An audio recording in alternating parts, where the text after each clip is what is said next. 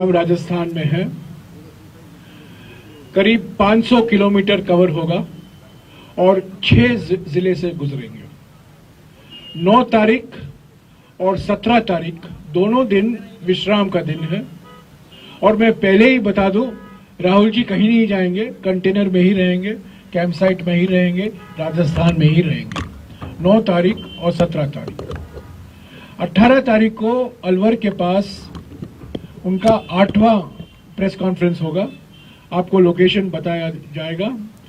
18 तारीख 1 बजे को उनकी प्रेस से भेंट वार्ता होगी, करीब 40-45 मिनट की होगी।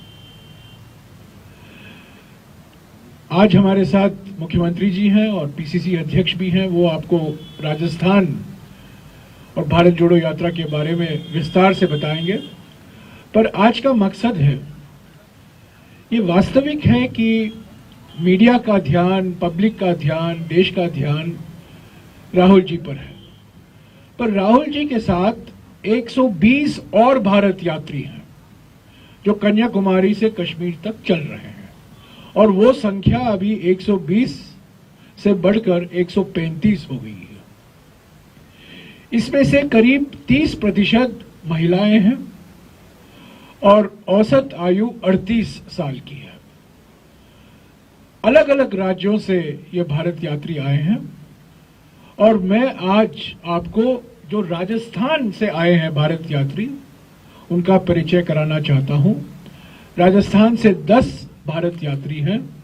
मैं उनसे गुजारिश करूंगा संक्षिप्त में अपना परिचय दें, नाम दें, किस जिले से हैं और अभी क्या कर रहे हैं और भारत जोड़ो यात्रा में क्यों शामिल हुए हैं।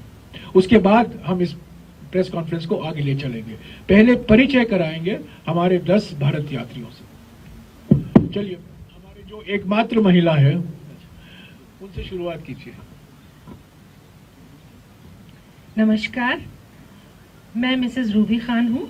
मैं जयपुर जिले को बिलोंग करती हूँ और भारत यात्री होने के साथ साथ मैं एक महिला हूँ। बहुत बड़ी जिम्मेदारी है। परिवार को छोड़कर जब हम चले हैं राहुल गांधी जी के पीछे, तो उसके पीछे का सिर्फ एक मकसद था जो मुझसे अमूमन पूछा जाता है कि आप क्यों चल रहे हो या आपको क्यों चलना है।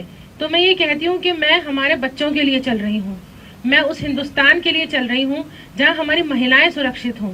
मैं उस हिंदुस्तान के लिए चल रही हूँ जहाँ हमारे युवाओं को रोजगार मिले। मैं उस हिंदुस्तान के लिए चल रही हूँ जहाँ मजहब की दीवारें नहीं हो। मैं उस हिंदुस्तान के लिए चल रही हूँ जो था एक हिंदुस्तान, मजबूत हिंदुस्तान। मैं उस संविधान के लिए चल रही हूँ जिसने हमें एक बना के रखा, हमें मजबूत बना के रखा।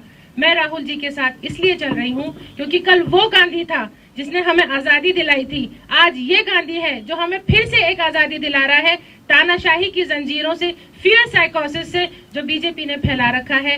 मैं उसी हिंदुस्तान के लिए चल रही हूँ जिसका ख्वाब हमारे बुजुर्गों ने देखा था और जिसको हम पूरा करना चाहते हैं। बहुत शुक्रिया। शुक्रिया रूबी। लांबा जी।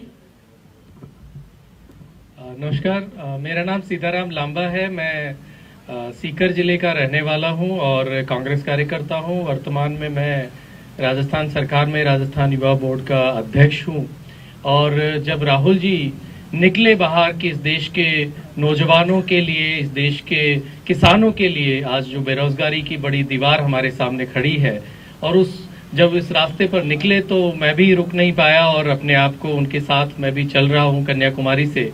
और आज लगातार लगभग 2 महीने बाद हम लोग राजस्थान अपनी धरती पर पहुंचे हैं और पूरे हिंदुस्तान को पैदल देखना शायद हमारे लिए एक सपने जैसा था। और कभी किसी ने हम में से सोचा नहीं था कि हम कन्याकुमारी से चलकर अपने प्रदेश में लौट कर आएंगे, राजस्थान होते हुए हम कश्मीर जाएंगे।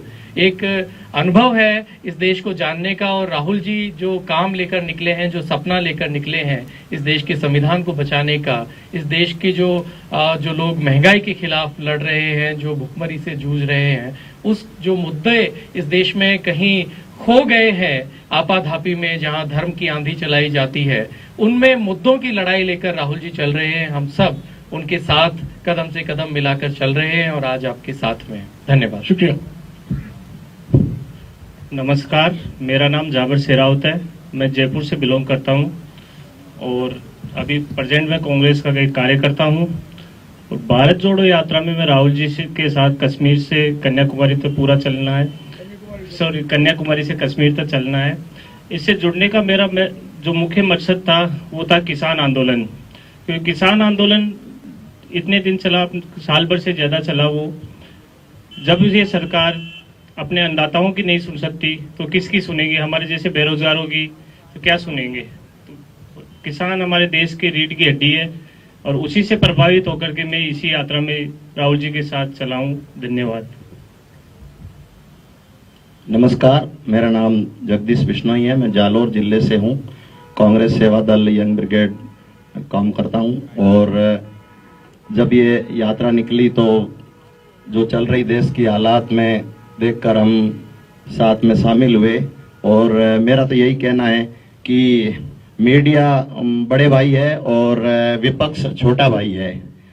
जब यात्रा 7 तारीख को चालू हुई तब बड़ा भाई विदेश से लाए हुए चीता को दिखा रहा था। दूसरे दिन जब लाखों लोग साथ चल रहे थे तो मीडिया दिखा रही थी कि चीता को बच्चा होने वाला है। मैं तो इतना ही निवेदन करता हूं, जो देश में चल रहा है वो दिखाने का प्रयास करें। बहुत बहुत धन्यवाद। मेरा नाम विजेंद्र सिंह महलावत है। मैं अलवर डिस्ट्रिक्ट कांग्रेस कमेटी का वाइस प्रेसिडेंट हूं, अलवर से बिलोंग करता हूं। और आप लोगों के लिए सबसे खास बात यह है, मुख्यमंत्री जी सहित आप सभी इस बात पे गर्व कर सकते हैं कि मैं इस डेलीगेशन, इस पूरे यात्रा का जो ग्रुप है हमारा, जो राहुल जी के साथ चल रहा है, उसमें सबसे सीनियर सदस्य हूं। और मैं राहुल जी के साथ इसलिए चल रहा हूं कि उन्होंने एक बात कही अपने स्पीच में कि संसद के स्विच ऑफ कर दिए जाते हैं, मीडिया का कुछ पार्ट हमको नहीं दिखाता, हमारे पास एक ही रास्ता है कि हम पैदल चलकर अपनी समस्याओं को जनता तक पहुंचाएं। तो मेरे दिमाग में ये बात आई कि अकेले राहुल जी क्यों पहुंचाएं? हम सबका फर्ज है कि इस काम को हम आगे बढ़ाएं, इसलिए हम उनके साथ चल रहे हैं। देश के इस माहौल को ठीक करने के लिए राहुल जी की जो भूमिका है वो सदियों तक याद की जाएगी, ऐसा मैं महसूस करता हूं। आपका बहुत बहुत धन्यवाद। मैं योगेश कुमार मीना, अलवर जिले गांव बनोखर आदिवासी कांग्रेस मुख्यालय हेडक्वार्टर इंचार्ज के रूप में पीसीसी में काम कर रहा हूं। और मैं आदिवासी से आता हूं और राहुल जी के साथ मैं इसलिए चल रहा हूं कि कांग्रेस और राहुल जी हमेशा आदिवासी के हक के लिए लड़ाई लड़ी है और मैं इसके हिस्सा बन के और आदिवासियों के हक के लिए लड़ूंगा। और इसलिए कांग्रेस पार्टी हमेशा और राहुल जी के साथ है। नमस्कार, मेरा नाम शत्रुघ्न शर्मा है। मैं टोंक जिले के गोवर्धनपुरा लावा से हूँ और मेरा कंप्यूटर का व्यवसाय था, मैं उसको कंप्लीट बंद करके राहुल जी के साथ लगा हूँ। और मेरा उद्देश्य राहुल जी के साथ चलने का सिर्फ ये है कि वो सत्य की लड़ाई लड़ रहे हैं और सत्य में वो जयते हैं। मैं उनके साथ हमेशा सत्य के साथ पीछा करता रहूंगा। धन्यवाद।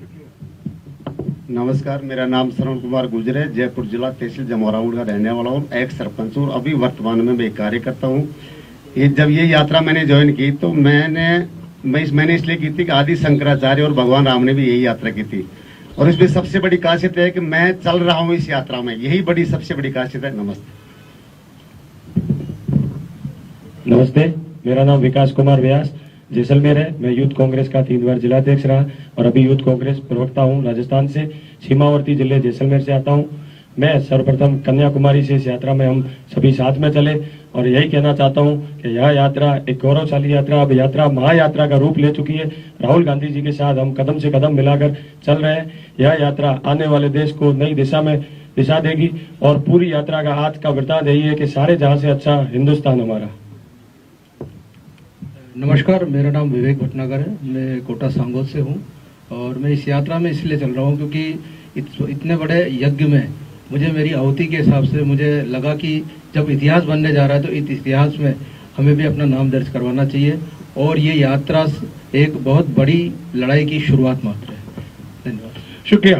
तो ये रहे राजस्थान से आए हुए भारत यात्री और मैं कह दूं कन्याकुमारी से ये बहुत सक्रिय रहे हैं यात्रा में। और विकास तो हमारे लिए एक बूस्टर डोज है। जो हम सेवा दल की टोली आगे जाती है, इनके बिना हम चल नहीं सकते। और सभी लोगों को मैं धन्यवाद देता हूं। मुख्यमंत्री जी राजस्थान से जो आए हैं, दोतासरा जी जो राजस्थान से आए हैं भारत जोड़ो यात्रा के लिए, सभी ने हमारा हौसला बढ़ाया है। सबकी आवाज भी बुलंद है और सभी एक्टिव हैं, रोज एक्टिव। सुबह आज 5:45 से शुरुआत हुई और शाम 8 बजे तक ये चलते रहते हैं। मैं एक दो चीज दोहराना चाहता हूं, कुछ लोग पहले सुने होंगे पर मैं दोहराना जरूरी समझता हूं। भारत जोड़ो यात्रा किसी एक व्यक्ति की यात्रा नहीं है, ये एक सामूहिक प्रयास है संगठन को मजबूत करने के लिए, भारतीय राजनीति को एक नई दिशा देने के लिए और जो हमारे देश के सामने चुनौतियां हैं उससे मुकाबला करने के लिए। सवाल बार बार किया जाता है, भारत टूट नहीं रहा है, कांग्रेस पार्टी ने क्यों भारत जोड़ो यात्रा निकाला 7 सितंबर 2022 से? 3 मुद्दे हैं, 3 चुनौतियां हैं। प्रधानमंत्री की नीयत और प्रधानमंत्री की नीतियों के कारण भारत की टूटने की संभावना बढ़ी। आर्थिक विषमताएं बढ़ रही हैं, महंगाई, बेरोजगारी, जीएसटी, हम दो हमारे दो की नीतियां, विषमताएं बढ़ रही हैं। इससे हम कमजोर हो रहे हैं और भारत की टूटने की संभावना बढ़ रही है। संभावना, खतरा है। दूसरा चुनौती है सामाजिक ध्रुवीकरण। सामाजिक ध्रुवीकरण को जानबूझकर चुनावी फायदे के लिए प्रोत्साहन दिया जा रहा है। धर्म के नाम पर, भाषा के नाम पर, जाति के नाम पर, प्रांत के नाम पर विभाजनकारी विचारधारा बहुत सक्रिय है। इससे भी खतरा है भारत को। और तीसरी बात, राजनीतिक तानाशाही हकीकत बन गई है और इस राजनीतिक तानाशाही का नतीजा है वन नेशन वन मैन। एक ही व्यक्ति पर सारे राजनीतिक अधिकार हैं। संविधान का नजरअंदाज किया जा रहा है और संवैधानिक संस्थाओं को कमजोर किया जा रहा है। तो इन 3 खतरों के खिलाफ हमारी आवाज उठाने के लिए, कांग्रेस पार्टी की आवाज उठाने के लिए ये भारत जोड़ो यात्रा निकाला गया है। राहुल गांधी जी मुख्य यात्री हैं और देश की निगाहें उन पर हैं, पर 120 अभी 135 भारत यात्री भी हैं और भी सेवा दल के कार्यकर्ता हैं। बहुत लोग, करीब 200-250 लोग चलते हैं राहुल जी के साथ। तो एक सामूहिक प्रयास है और इसका असर, प्रत्यक्ष असर, पहला असर कांग्रेस संगठन पर पड़ रहा है। अभी तक हम 7 राज्यों से गुजरे हैं, ये 8वां राज्य है और सभी राज्यों में कांग्रेस संगठन, खास तौर से युवा पीढ़ी, एक नई जान आई है, नई जोश आई है। ये हमारी संगठन के लिए संजीवनी के माफिक है। इसके अलावा जो सवाल पूछे जाते हैं, क्या इसका असर चुनाव पर पड़ेगा? 2023 राजस्थान में चुनाव होने वाले हैं, 2024 को लोकसभा में चुनाव होने वाले हैं। मैं साफ कह दूं, ये चुनाव जीतो यात्रा नहीं है, चुनाव जिताओ यात्रा नहीं है। हम उम्मीद करते हैं कि इससे संगठन मजबूत होगा, सक्रिय होगा और इसका फायदा हमें चुनाव में मिल सकता है। 26 जनवरी 2023 से भारत जोड़ो यात्रा का दूसरा चरण शुरू होगा। कल संचालन समिति की बैठक हुई, अशोक गहलोत जी मौजूद थे और यह तय किया गया कि 26 जनवरी से लेकर 26 मार्च 2023 तक हाथ से हाथ जोड़ो अभियान चलाया जाएगा। ये त्रिस्तरीय अभियान है। बूथ और ब्लॉक के स्तर पर यात्राएं होंगी, जिले के स्तर पर अधिवेशन होंगे और राज्य के स्तर पर रैली होगा। त्रिस्तरीय अभियान है 2 महीने के लिए। ये दूसरा चरण है। अभी के मुताबिक हम 24 दिसंबर के रात को दिल्ली पहुंचेंगे। वहाँ करीब 4 दिन हम रुकेंगे, क्योंकि हमारा जो कंटेनर है उसका मेंटेनेंस होना ज़रूरी है। आज सुबह मेरे कंटेनर में नल काम नहीं कर रहा था, किसी कंटेनर में बिजली का कनेक्शन चला गया है। ये सब छोटी छोटी चीज़ें रिपेयर करने की ज़रूरत है। करीब 3-4 दिन लगेंगे, उसके बाद फिर से हम शुरू करेंगे। और ये मानकर चल रहे हैं कि 26 जनवरी के पहले श्रीनगर में राहुल जी और भारत यात्री जो हैं वो तिरंगा फहराएंगे। 26 जनवरी तक इस चरण खत्म होने की उम्मीद है। और 26 जनवरी से, जैसा कि मैंने कहा, हाथ से हाथ जोड़ो अभियान की शुरुआत होगी 2 महीने के लिए। मैं आज पहला दिन है राजस्थान में। कल आप लोग आए थे, फ्लैग हैंडओवर था मध्य प्रदेश से राजस्थान को। और मुझे खुशी है ये आपको बताने में कि 15 दिन के बाद मेरे जान के लिए कोई खतरा नहीं है, क्योंकि मैं ऐसे सड़कों पर चल रहा हूं जहां मैं चल सकता हूं। पिछले 15 दिन से मैं मध्य प्रदेश में जान मेरे हाथ में लेकर चल रहा था। 17 साल बीजेपी की सरकार रही है। बुरहानपुर, खंडवा, खरगोन, मऊ, इंदौर, आगरमालवा, सड़कों पर चलना इतना खतरा हो गया था, पर हम चलते रहे। और मैं मुख्यमंत्री को बधाई देता हूं, मुख्यमंत्री जी, कि आज 15 दिन के बाद मैंने सांस लिया सुबह कि मैं चल रहा था। नहीं, प्लीज, ये राजनीतिक सम्मेलन नहीं है, प्लीज, ये पत्रकार सम्मेलन है। मैं कहना चाहता हूं कि यहाँ के सड़कें बहुत अच्छी हैं। आज सुबह हम 14 किलोमीटर चले और ऐसा कभी महसूस नहीं हुआ कि गड्ढे हैं। मध्य प्रदेश में तो सड़कें नहीं थे, गड्ढे गड्ढे थे और बीच में बिटुमेन और टार था। और यहाँ एक कंटिन्यूअस रोड हमें मिला और बड़ी खुशी की बात है। और भी अलवर में पब्लिक रैली होगा। राहुल जी अलग अलग संस्थाओं से मिलेंगे दोपहर के समय, आज नहीं पर कल से।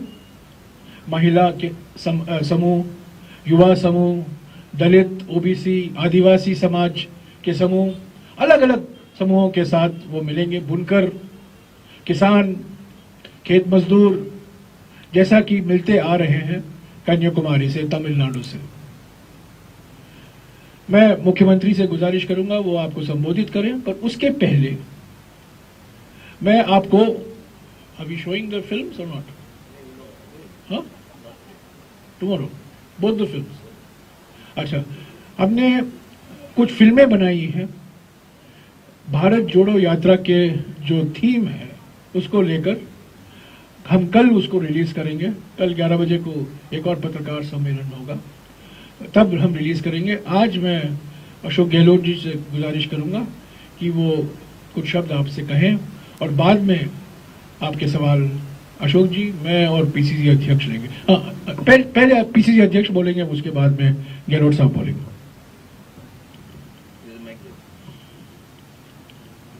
एक महात्मा गांधी था जिसने सबको साथ लेकर के इस देश को अंग्रेजों की गुलामी से मुक्त कराया। और एक फिर गांधी आया है, राहुल गांधी, जो सबको साथ लेकर के इस देश में फैल रहा डर, नफरत, बेरोजगारी, महंगाई, लोकतंत्र की हत्या, संवैधानिक संस्थाओं का दुरुपयोग, इन सब से मुक्त कराने के लिए सबको साथ लेकर के कन्याकुमारी से कश्मीर तक भारत जोड़ो यात्रा कर रहा है। गांधी जी सबको साथ लेकर के देश आजाद कराने में कामयाब हुए थे। मैं उम्मीद करता हूं कि राहुल गांधी जी इस देश में जिस उद्देश्य से भारत जोड़ो यात्रा निकाल रहे हैं उन उद्देश्यों में सफल होंगे। राजस्थान प्रदेश में तमाम भारत यात्रियों का और राहुल जी का, आप सब पधारे हो, आप सब मीडिया के बंधुओं का मैं हार्दिक स्वागत करता हूं, अभिनंदन करता हूं और मैं विश्वास दिलाता हूं कि कोई कोर कसर नहीं रहे, आपकी कोई दिक्कत नहीं आए। फिर भी अगर किसी तरह की कोई दिक्कत आए तो उसके लिए मैं माफी चाहता हूं। हम लोग देख रहे हैं कि जिस झालावाड़ जिले में हम 4 टर्म से एमपी नहीं जीता पाए थे, जहां पर एक भी 4 में से हमारा एमएलए नहीं है, जनता भारतीय जनता पार्टी के जो जनप्रतिनिधि हैं, जो मुख्यमंत्री रही हैं, उन सब से इतना खौफ था यहां पर कि जनता कांग्रेस के पक्ष में आ नहीं रही थी। आज जब हम कल देखा कि किस ढोल नगाड़े के साथ में झालावाड़ की जनता ने स्वागत किया राहुल गांधी जी के और भारतीय यात्रियों का, और आप देखिए कि जो जन सैलाब उमड़ पड़ा है राहुल गांधी जी के भारत जोड़ो यात्रा में, ये कारवां बढ़ता जाएगा और निश्चित रूप से हम जो राहुल गांधी जी ने के नेतृत्व में जो भारत जोड़ो यात्रा है, उनके उद्देश्यों को प्राप्त करने में सफल रहेंगे। इस देश में तानाशाह सरकार को उखाड़ फेंकेंगे और निश्चित रूप से वो देश, जिस देश की एकता और अखंडता के लिए इंदिरा गांधी जी ने और राजीव गांधी जी ने अपने प्राण न्योछावर कर दिए, उस देश को टूटने नहीं देंगे, उस देश में लोकतंत्र खत्म नहीं होने देंगे, उस देश के लोगों की आवाज को दबने नहीं देंगे। और हम ये जो नफरत और डर का माहौल और जिस प्रकार से जो ईडी, इनकम टैक्स, सीबीआई, इनसे डरा करके, क्रेस करके और खरीद फरोख्त करके और जिस प्रकार सरकार गिराई जा रही है, और मध्य प्रदेश में आपने देखा होगा, मैं समझता हूं कि आने वाले समय में स्वच्छ लोकतंत्र देखने को मिलेगा और राहुल गांधी जी के नेतृत्व में केवल कांग्रेस ही नहीं, कांग्रेस के दिगर विचारधारा के लोग भी इस यात्रा में जुड़ रहे हैं। मैं उम्मीद करता हूं कि आप सब लोगों को किसी तरह की कोई दिक्कत नहीं आएगी। आप सबका पुनः हार्दिक स्वागत। और जयराम रमेश जी और दिग्विजय सिंह जी, इनका भी मैं बहुत बहुत धन्यवाद देना चाहता हूं कि इस उम्र में भी जिस जोश के साथ में, जिस जुनून के साथ में ये काम कर रहे हैं और यात्रा में शामिल हो रहे हैं। और जब मैं 4:15 बजे उठा तो यही जो ड्रेस नहा धो के जो जयराम जी पहन रहे हैं, ये 4:15 बजे ही ये प्रिपेयर थे यात्रा में चलने के लिए और हमें इंस्ट्रक्शन दे रहे थे कि हमको 5 बजे ब्रेकफास्ट शुरू करना है। तो मैं समझता हूं कि ऐसे लोगों का आशीर्वाद और ऐसे लोगों का मार्गदर्शन हम मिलता रहेगा और जो 14-15 दिन हम यात्रा निकालेंगे, इस यात्रा को न भूतो न भविष्यत ऐतिहासिक आप सबके सहयोग से बनाएंगे। मैं धन्यवाद देना चाहता हूं आदरणीय जयराम रमेश जी को कि उन्होंने हम सबको बुला करके आज आपके सामने रूबरू कराया। धन्यवाद, थैंक यू। माननीय मुख्यमंत्री जी से मैं आग्रह करूंगा कि वो अपनी बात रखें। माननीय मुख्यमंत्री अशोक गहलोत साहब। अभी जयराम रमेश जी ने और हमारे अध्यक्ष जी ने, और सबसे अच्छा लगा मुझे 10 साथी जो यात्रा में चल रहे हैं, इन सब ने जो उद्देश्य बताया है यात्रा के, चुनौतियां बताई देश के सामने, उनको मैं वापस रिपीट नहीं करूँगा, क्योंकि आप सब जानते हैं कि उद्देश्य यही है जिसका जिक्र मेरे पूर्व वक्ताओं सबने किया। 10 साथी जो चल रहे हैं, आप लोग भी इम्प्रेस हुए होंगे कि मैं तो बहुत इम्प्रेस हुआ हूँ, जो उन्होंने विचार प्रकट किए उससे युवा साथी इसलिए चल रहे चलना है, इसलिए नहीं चल रहे खाली चलना है, मकसद से चल रहे हैं। और एक से बढ़ के एक ने सबने कमेंट दिए, इससे समझ जाते हैं कि क्वालिटी क्या है यात्रा की। आप समझ सकते हैं कि जो 135 लोग चल रहे हैं यात्रा में लगभग, उन सब के सोच क्या है, विचार क्या है, प्रतिबद्धता क्या है, ये बहुत बड़ी बात है। कार्यक्रम चलाना बहुत आसान काम होता है, चलो ठीक है नेता साहब चल रहे हैं, चलो साथ मिलना हो जाएगा, बात कर लेंगे, पहचान हो जाएगा, वो नहीं है। जो विचार प्रकट किए गए उससे मैं बहुत इम्प्रेस हुआ और मैं समझता हूँ कि पूरी यात्रा का मकसद जो है, यात्रा जब संपन्न होगी तो ऐसे नौजवान साथ चल रहे हैं, राहुल गांधी जी के लिए ऐसे साबित हो गई। अभी मुझे कल मिले दो, एक तो मिले हमारे मिस्टर सोहेल हाशमी जो UAE से आए हैं, अचानक मिल गए कि मैं NRI हूँ और मैं यात्रा के लिए आया हूँ, अच्छा लगा। फिर देखा मेरे एक साथी और आ रहा है बेल्जियम से, अतुल भंडारी, वो भी पहुंच गए। तो कहने का मुद्दा ये है कि आज ये यात्रा जो है, जो ध्यान आकर्षित कर रही है, देश का नहीं दुनिया का कर रही है। दुनिया जो जहाँ विशेष रूप डेमोक्रेसी है, दुनिया के उन मुल्कों में जहाँ डेमोक्रेसी है, उनके लिए बहुत बड़ा संदेश है यात्रा, बहुत बड़ा संदेश है।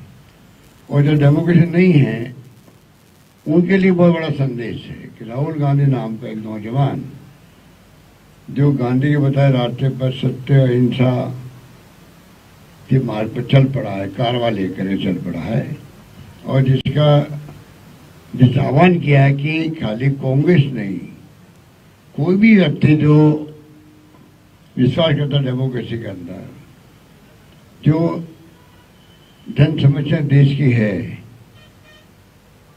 उसका एहसास उसको है, देशवासी को, वो सब यात्रा से जुड़ गए। कल ही मैंने कहा हर राज्य का यात्रा एक मार्ग से चल रही है, हर राज्य का जहाँ यात्रा नहीं जा रही है, उनके हर जिले का, हर गांव का, हर परिवार तक यात्रा का संदेश है। क्योंकि मुद्दे ऐसे लिए राहुल जी ने, महंगाई की मार इतनी भयंकर है, कमर तोड़ रही है, बेरोजगारी से असंतोष फूट रहा है। और मैं कहना चाहूँगा केंद्र सरकार को, समय रहते हुए समझ जाइए, राहुल का जो आह्वान है, राहुल जी की हुंकार है, ये आह्वान नहीं है, हुंकार भरी है कि समय रहते महंगाई कम करो, समय रहते हुए बेरोजगारी कम कराओ, कोई स्टेप नहीं उठाए जा रहे हैं, और समय रहते हुए देश में शांति सद्भावना माहौल बनाओ। प्रधानमंत्री जी को बार बार हम कहते हैं, आप अपील क्यों नहीं करते हो हिंसा नहीं मैं बर्दाश्त करूंगा? आप क्यों नहीं कहते हो कि देश में प्यार मोहब्बत भाईचारा रहना चाहिए? आप क्यों नहीं कह रहे हो? कहना चाहिए। कुछ तो सब बातें आ जाती है, राहुल जी कह रहे हैं कि इनकम टैक्स, ED, CBI के दबाव, इलेक्शन कमीशन ऑफ इंडिया में दबाव, जुडिशियल दबाव, कहाँ जा रहा देश, कहाँ जाएगा किसी को नहीं मालूम। तो यात्रा ऐसे समय में हो रही है जहाँ पर पूरा देश चिंतित है, वो चिंता व्यक्त कैसे कर सकता है? एक तरीका होता है। तो राहुल जी ने पूरे मुल्क की भावनाओं को रिप्रेजेंट करते हुए यात्रा का, एक भारत जोड़ो यात्रा का निर्णय किया। जोड़ो जोड़ो भारत जोड़ो हमारे लिए बहुत शानदार रिस्पॉन्स मिल रहा है। राजस्थान में प्रवेश किया है, हम उनका स्वागत पुण्य करते हैं। दिग्विजय सिंह जी ने, जयराम जी ने बीड़ा उठाया है, तो मैं समझता हूँ भगवान की कृपा से अभी तक बहुत यात्रा शांति से निकली है, सद्भावना पैदा हुई है। आपस में जिस रूप में एक के बाद एक राज्यों में जिस प्रकार रिस्पॉन्स मिल रहा है, जब यात्रा पूरी होगी, वो पूरी नहीं होगी, यात्रा संपन्न होने के साथ साथ में शुरू होगी वापस, जिसका नाम दिया है, क्या नाम दिया आपने? हाथ से हाथ जोड़ो। तो ये अब ये रुकने वाला नहीं है, ये रुकने वाला नहीं है। अब ये हाथ से हाथ जोड़ो, ये चलेगा। और किसी भी रूप में आज बीजेपी भी चिंतित हो गई है, विचलित हो गई है, उसी पे बिहेव कर रही है। राहुल जी पे यात्राओं में कई आरोप लगते हैं। अभी साथ को दे रहा है यात्रा का, देशवासी दे रहे हैं, सोशल मीडिया दे रहा है। मेरा आरोप है मीडिया पर, विशेष रूप से नेशनल मीडिया पर, उसने यात्रा को बाइकाट कर रखा है, बाइकाट कर रखा है, बहिष्कार कर रखा है। हमारे साथी बैठे हुए हैं, इनकी कोई गलती नहीं है, आप तो अपने धर्म विभाग के आगे भेज देते हो। दबाव में है केंद्र के इनके नेता, क्या इनके मालिक लोग, इनके संपादक। मेरा आरोप है उनके ऊपर कि वो उन्होंने बाइकाट किया है। बहिष्कार किया है। इतनी बड़ी योजनाओं को क्या आप पूरे देश को नहीं दिखाओगे कि क्या कन्याकुमारी रवाना हुई यात्रा और रास्ता में पहुंची है तो क्या गजब का जो सोशल मीडिया देखते हैं वो गर्व करते हैं कि किस प्रकार से लाखों लोग जुड़ रहे हैं। इसका मतलब क्या हुआ? इसका मतलब वो नेशनल मीडिया जो साथ नहीं दे रहा है उसको सामाजिक सरोकार से मतलब नहीं है जिसके लिए मीडिया बना है। चौथा स्तंभ है ये, इसकी वजूद है, इसका इम्पोर्टेंस है जो हम बचपन से देखते आए कि मीडिया जो है ये चौथा स्तंभ है देश का। 3 स्तंभ नहीं खाली डेमोक्रेसी के साथ में। और चौथा स्तंभ अपनी भूमिका निभाने पूरी तरह फेल हो गया है। राहुल गांधी की यात्रा को, क्या अडवाणी की यात्रा निकली थी तो पूरे देश की मीडिया ने उसको नहीं उठाया? किस यात्रा को नहीं उठाया? कोई मैदान में उतरता है तो मीडिया की ड्यूटी बनती है वो पब्लिक को बताए कि भाई ये आज घटना दुर्घटना हुई है। कोई एक्सीडेंट भी होता है तो आप लोग बताते हैं उसको। और ये एक सकारात्मक सोच है राहुल गांधी की, सकारात्मक फैसला है, सकारात्मक यात्रा है। कोई दुर्भावना नहीं है, किसी के प्रति कोई हिंसा नहीं है, कोई द्वेषता नहीं है। सबको गले लगा राहुल जी लगा रहे हैं, बूढ़े को भी बच्चे को भी। आप बताइए मुझे इस देश को क्या चाहिए? अगर ऐसी यात्रा को आप नहीं दिखाओगे तो आप अपना कर्तव्य पूरा नहीं करोगे। कान खोल के सुन लीजिए, नेशनल मीडिया वाले भी और स्टेट मीडिया वाले भी, कान खोल के सुन लीजिए। इतिहास आपको माफ नहीं करेगा, इतिहास माफ नहीं करेगा आपको। क्या बात करते हो? मजाक बना रखी आप लोगों ने। आप बहिष्कार कर दिया, आपने बाइकआउट कर दिया। ये अलग बात है कि आप कम दिखाओ ज्यादा दिखाओ, हमें ऐतराज नहीं है। ये तो दिखाओ कि यात्रा का रेस्पॉन्स क्या है, आपकी जुड़ी नहीं है क्या? आप नहीं कर रहे। मैं समझता हूं कि मेरी वाणी से, मेरे विचारों से आपकी हाईकमांड भी होती है, आपकी हाईकमांड भी होती है, आपकी भी ट्रांसफर पोस्टिंग होती है, मुझे मालूम है। आप भी घबरा जाते हो ट्रांसफर पोस्टिंग से, ट्रांसफर पोस्टिंग आप भी घबरा जाते हो। और तो और कोरोना के नाम पर 1,70,000, 50,000, 30,000 तनख्वाह हो जाती है, मुझे मालूम है। कोरोना खत्म हो जाता है तो तनख्वाह वापस रेस्टोर नहीं होती, मुझे मालूम है।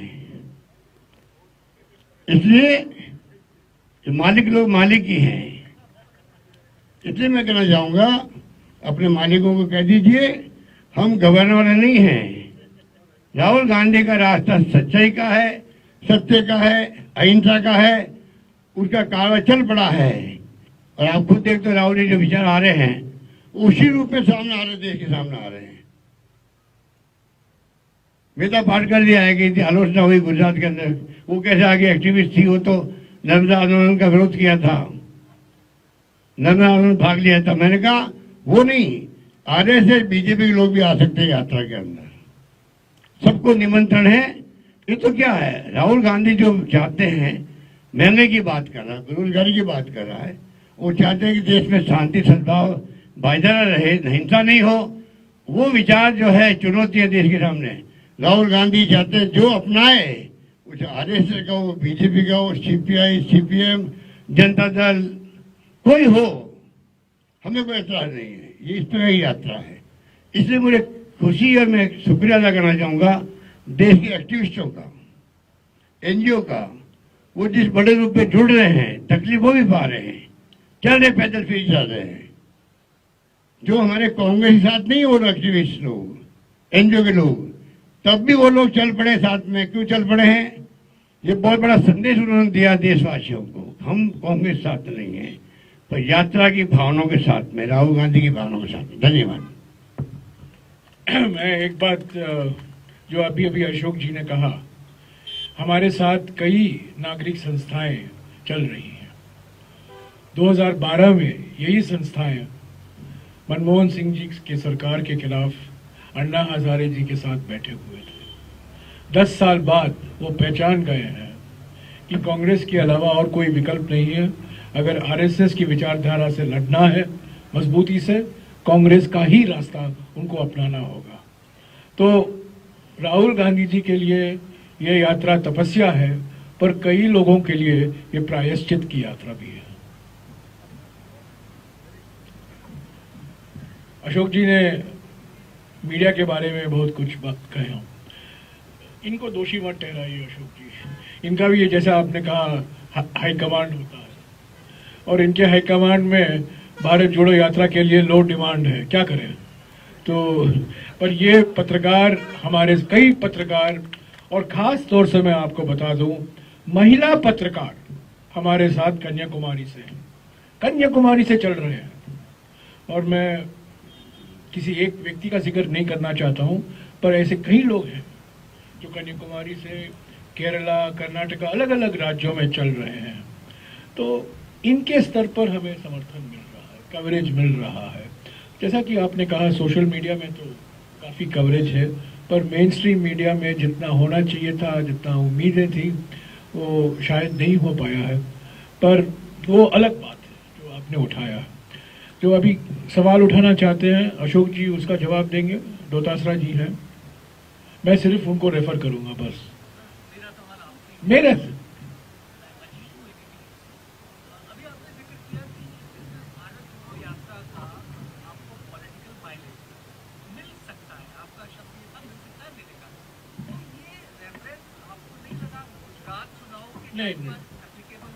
नहीं, मैं आपको बता दूं, कन्याकुमारी यहाँ है, कश्मीर यहाँ है, हम यहाँ से यहाँ जा रहे हैं, हम यहाँ से यहाँ गुजरात, गुजरात से यहाँ हिमाचल, और हिमाचल से यहाँ कश्मीर नहीं जा सकते थे। ये सबसे सीधा रास्ता है, ज्योग्राफिकली और सिक्योरिटी के नज़रिए से ये सबसे सीधा रास्ता था, 2750 किलोमीटर का। अगर हम गुजरात जाते, अगर मान लीजिएगा, पहले तो मैं बता दूं, आज 7 सितंबर को आप शुरू करेंगे भारत जोड़ो यात्रा। आपकी 56 इंच की छाती भी हो सकती है, पर 100 दिन के अंदर आप गुजरात पहुंच नहीं पाओगे। 100 दिन लगे हैं, तब तक चुनाव हो गए हैं। एक नंबर 2, हमने देखा है महाराष्ट्र में, हम देख रहे हैं राजस्थान में, जब भारत जोड़ो यात्रा उस राज्य से निकलता है, सारा संगठन उसी में जुड़ जाता है, सारे कार्यकर्ता उसी में जुड़ जाते हैं। अगर हम गुजरात में जाते या हिमाचल में जाते, चुनाव प्रचार हम करते नहीं, सिर्फ भारत जोड़ो यात्रा से कार्यकर्ता जुड़ जाते। तो यही कारण था। कई राज्य हैं, हम 12 राज्यों से गुजर रहे हैं, पश्चिम भारत में और खास तौर से पूर्वी भारत में कई राज्यों से हम गुजर नहीं रहे हैं। उसके लिए अलग से हम विचार कर रहे हैं, अगले साल पश्चिम से लेकर पूर्व तक भी यात्रा निकाला जा सकता है। पर जो मैंने कहा, ये चुनाव जिताव यात्रा नहीं है। उसका मकसद ये है कि हमने चुनाव के नजरिए से नहीं देखा। अगर हम चुनाव के नजरिए से देखते तो हम ये यात्रा पहले 3-4 महीने पहले ही शुरू कर देते। ये यात्रा, मैं राजस्थान मुख्यमंत्री और पीसीसी अध्यक्ष को धन्यवाद देना चाहता हूं कि ये विचार उदयपुर में शुरू हुआ। 15 तारीख 2022 को जब सोनिया जी अपने अंतिम भाषण में उन्होंने इसका ऐलान किया कि भारत जोड़ो यात्रा निकाला जाएगा, 2 दिन पहले उस पर बातचीत हुई थी उदयपुर में। तो एक तौर से आप मानकर चल सकते हैं कि उदयपुर से ही ये विचार निकला है भारत जोड़ो यात्रा का। तो ये चुनाव से कोई लेना देना नहीं है। और मैंने कहा कि इसका फायदा हमें शायद हो सकता है, हो ऑटोमेटिक नहीं है, हमें काम करना पड़ेगा, संगठन को सक्रिय होना होगा। इसीलिए हमने हाथ से हाथ जोड़ो अभियान शुरू किया। तो मैं नहीं मानकर चल रहा हूं कि 2023 में या 2024 में भारत जोड़ो यात्रा का बहुत बड़ा असर होगा। असर होगा अगर हम इसको सीरियसली फॉलो अप एक्शन लेंगे।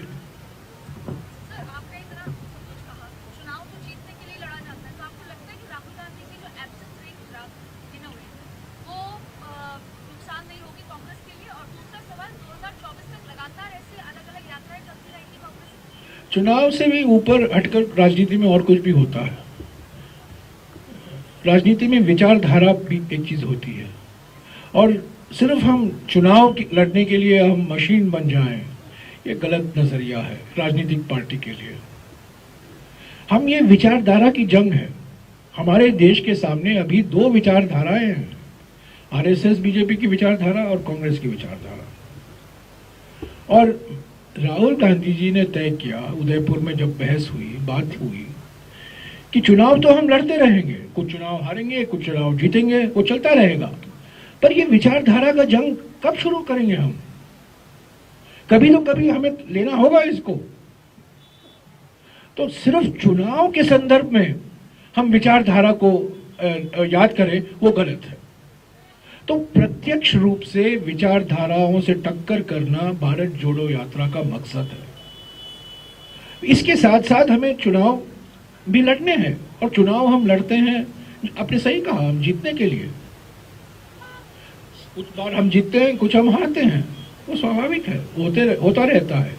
पर ये जो भारत जोड़ो यात्रा का मकसद है, मैं समझता हूं भारत ऐसे मोड़ पर है, अगर कांग्रेस पार्टी भारत जोड़ो यात्रा नहीं निकालती, जो आर्थिक विषमताएं जिसका जिक्र मैंने किया, सामाजिक ध्रुवीकरण जिसका मैंने जिक्र किया, और राजनीतिक तानाशाही जिसका मैंने जिक्र किया, वो इतना भयंकर तरीके से फैल जाता और हमारे लिए इतना खतरनाक होता कि हमारे संविधान खतरे में होता, लोकतंत्र खतरे में होता, हमारा कॉन्स्टिट्यूशन जो रिपब्लिक है, गणतंत्र है, वो भी खतरे में होता। ये आलोचना होती है। देखिए, हमारे देश में अगर आप एक चीज करें ना, 5 लोग पूछेंगे ये नहीं, क्यों नहीं किया, ये कैसे नहीं हुआ, वो कैसे नहीं हुआ, सवाल उठते रहेंगे, ये वास्तविक है और सवाल उठाने जाने चाहिए। पर मैं पहले ही बता दूं कि हमें पूरी जानकारी थी कि चुनाव होने वाले हैं, न केवल गुजरात या हिमाचल में, पर अलग अलग राज्यों में भी होने वाले हैं। अभी फरवरी मार्च से लेकर उत्तर पूर्वी राज्यों में पहले चुनाव होंगे, बाद में कर्नाटक में चुनाव होंगे, तो ये चुनाव होता रहेगा। पर ये आइडियोलॉजिकल बैटल कौन लड़ेगा? कांग्रेस की एक कमी रही है, पिछले 30, 35, 40 सालों में हमने चुनाव को प्राथमिकता दी है। आइडियोलॉजिकल बैटल पर हमने उतनी प्राथमिकता नहीं दी है जितना देना चाहिए था, और आज वो दे रहे हैं राहुल गांधी जी और भारत यात्री इस भारत जोड़ो यात्रा के संदर्भ में। I'll come back to you. कुछ मुख्यमंत्री से भी पूछिए ना यार।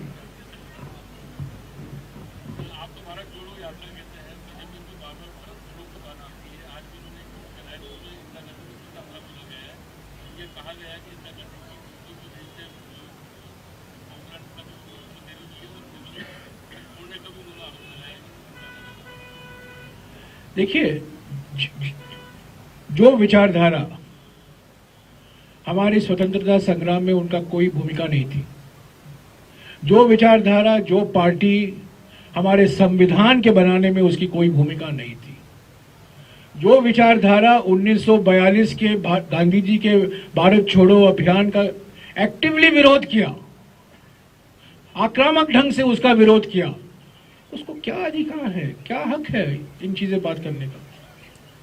तो मैं इसको गंभीरता से नहीं लेता हूं। और जैसा कि मैंने कहा, आरएसएस एक विभाजनकारी विचारधारा है, और प्रधानमंत्री नियत वो जो कुछ स्लोगन छोड़िए, वो स्लोगन देने में, इवेंट मैनेजमेंट में उनका कोई मुकाबला नहीं, नारेबाजी में उनका कोई मुकाबला नहीं, पर हकीकत क्या है, असली बात क्या है? जिस तरीके से इकोनॉमी पर, जिस तरीके से समाज पर, किस तरीके से राजनीति पर हमेशा विभाजन करने की प्रयास की जा रही है, वो हमारे देश के लिए खतरा है। यही असली तोड़ने वाले हैं, तोड़ने वाले ये हैं। और मैं बताता हूं आपको क्यों तोड़ने की संभावना ज्यादा होती है इस विचारधारा से। हमारे गणतंत्र का जो मूल सिद्धांत है क्या है? अनेकता में एकता, यूनिटी इन डाइवर्सिटी। भारत जोड़ो यात्रा का मानना है कि न केवल अनेकता में एकता, परंतु अनेकता से एकता है। अगर आप अनेकताओं को दबाओगे तो एकता खतरे में आएगा। बीजेपी यूनिफॉर्मिटी चाहती है, कांग्रेस यूनिटी चाहती है, समानता चाहते हैं, वो हम एकता चाहते हैं। ये मूल अंतर बीजेपी, आरएसएस और कांग्रेस के बीच में है। तो हम पर तोड़ने, जो हम कह रहे हैं ना कि हम तोड़ रहे हैं, बिल्कुल गलत है। हम कहां तोड़े? हम तो पाकिस्तान को तोड़े। 1971 में हम पाकिस्तान को तोड़े।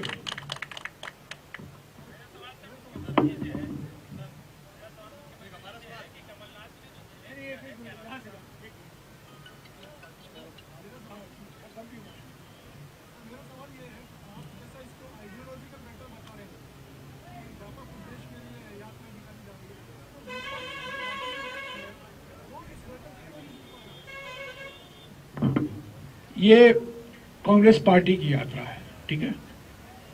ये राजनीतिक पार्टी की यात्रा है, राजनीतिक मकसद है। हम एनजीओ नहीं है, हम कोई सन्यासियों का संगठन नहीं है, हमारे भी राजनीतिक मकसद होते हैं।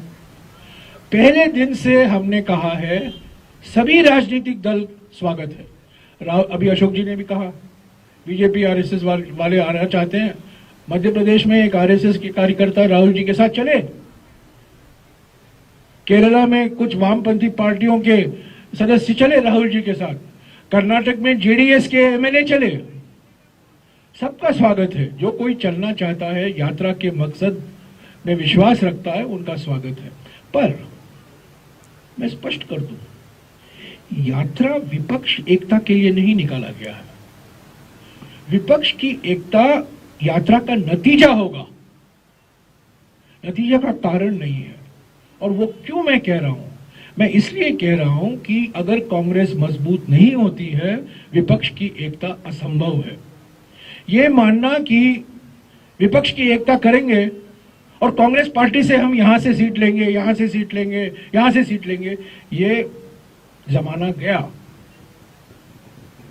कांग्रेस पार्टी को मजबूत होना है, अपने बल पर खड़ा होना है, और तभी विपक्ष की एकता आएगी। हमारी पिछले कुछ सालों में अलग अलग पार्टियों ने हमसे बहुत कुछ लिया है, हमें कुछ दिया नहीं है। और जो लेते हैं हमसे, देखिए एक बार मैंने कहा था, हमको इंटेलेक्चुअल प्रॉपर्टी आप जानते हैं ना, पेटेंट, वो कांग्रेस वर्ड पर हमें पेटेंट लेना चाहिए था, गलती हमारी हुई। आज देखिए कितने कांग्रेस पार्टी खड़े हुए हैं हमारे देश में। वो कांग्रेस नाम से तृणमूल कांग्रेस, वाईएसआर कांग्रेस, नेशनलिस्ट कांग्रेस, कई पार्टियां कांग्रेस से ही जन्म उनका हुआ है, और नाम कांग्रेस वो लोग ले रखे हैं, और कांग्रेस का नुकसान हुआ है। तो हम अपने आप को मजबूत करेंगे, विपक्ष की पार्टियों से बातचीत करेंगे, विपक्ष की एकता हम बनाए रखेंगे। अभी पार्लियामेंट शुरू होने वाला है परसों दिन, देखा जाएगा क्या हो सकता है पार्लियामेंट के अंदर। पर भारत जोड़ो यात्रा से, विपक्ष की एकता से मैं समझता हूं कुछ लेना देना नहीं है। क्या मौसमी?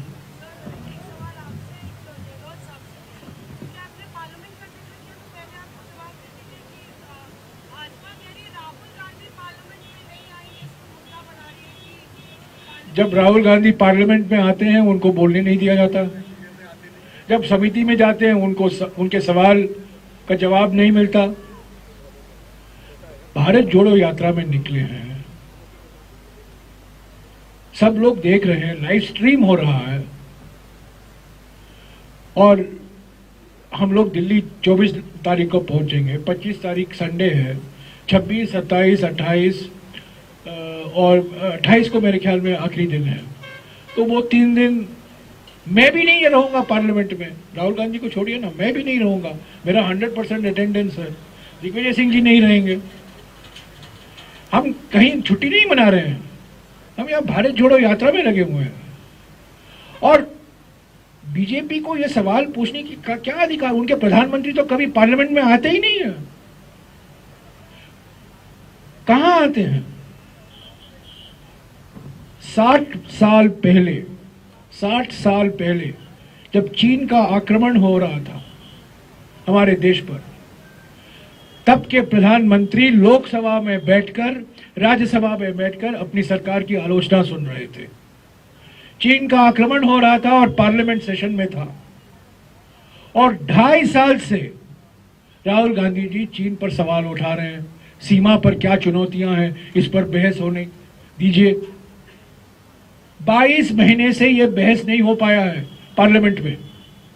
एक तरफ एक प्रधानमंत्री जो बैठते हैं जब आक्रमण हो रहा है, सुनते हैं अपनी सरकार की आलोचना, और दूसरी तरफ एक प्रधानमंत्री मौनी बाबा जो आते ही नहीं है। और उन्होंने कहा जून के 2020 में कि वहां से तो कोई आया ही नहीं है, हमारे जमीन पर कोई इंकर्शन नहीं हुआ है। तो ये सवाल जो उठाते हैं ना, राहुल गांधी नहीं है, राहुल गांधी कहाँ है? सड़क पर है। कौन से सड़क पर है? राजस्थान के सड़क पर है, हरियाणा के सड़क पर है, पंजाब के सड़क पर है।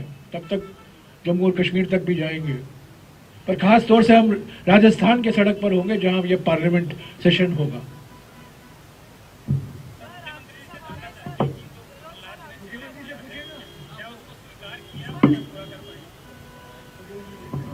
कल में जवाब आप माइक पे दे दिया भैया।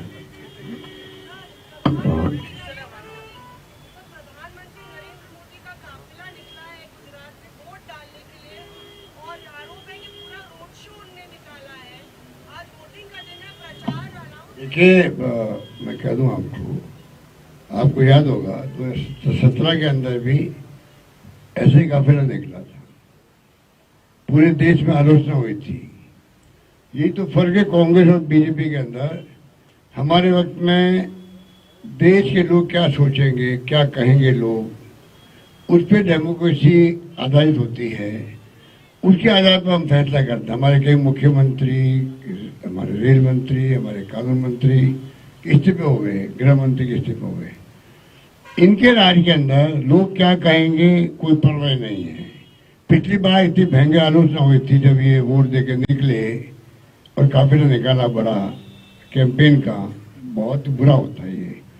इलेक्शन कमीशन की धज्जियां उड़ाते हैं लोग। अब इलेक्शन कमीशन दमखम होना चाहिए, चाहे प्राइम मिनिस्टर हो चाहे चीफ मिनिस्टर हो, और चाहे कोई साधारण एक वोटर हो, सबके साथ समानता व्यवहार करे, जो इलेक्शन कमीशन नहीं कर पा रहा है मजबूरी में, दबाव में, डर के मारे। ये साथियों, कल 11 बजे प्रेस कॉन्फ्रेंस होगा, कन्हैया कुमार आपको संबोधित करेंगे। कल 11 बजे लोकेशन बता देंगे आपको। सॉरी,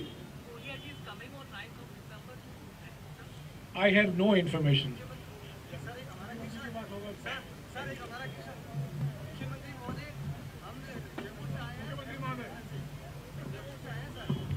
जयपुर आए हो, धन्यवाद और आपका स्वागत है।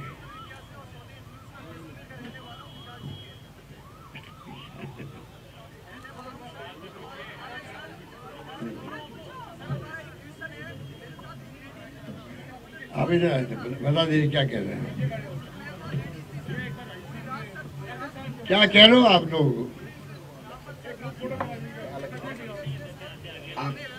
आप अलग से बता देना, मैं अभी मिल लूंगा, अभी मिल लेंगे।